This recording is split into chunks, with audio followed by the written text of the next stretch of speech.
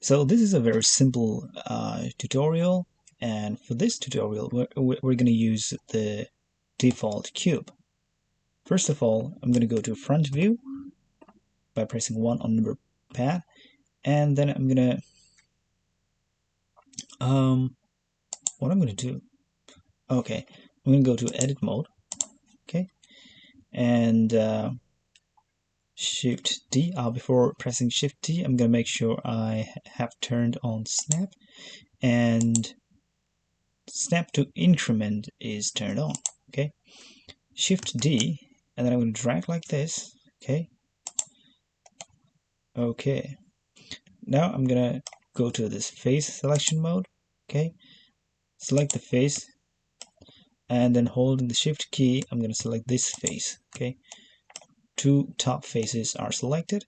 Now Control E, and then select Bridge Edge Loops. Okay, once you do that, do not click away anywhere.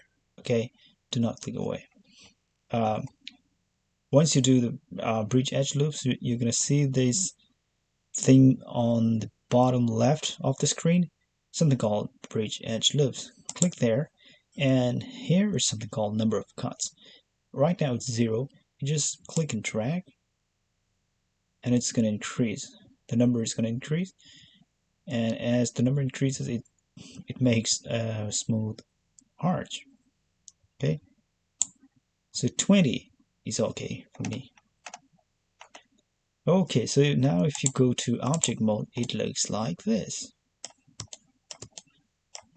Okay, so this is how you make a very simple smooth edge in Blender with the help of a Bridge Edge Loops. So if you like the video, don't forget to hit the like button, leave a comment, and do not forget to subscribe to this channel.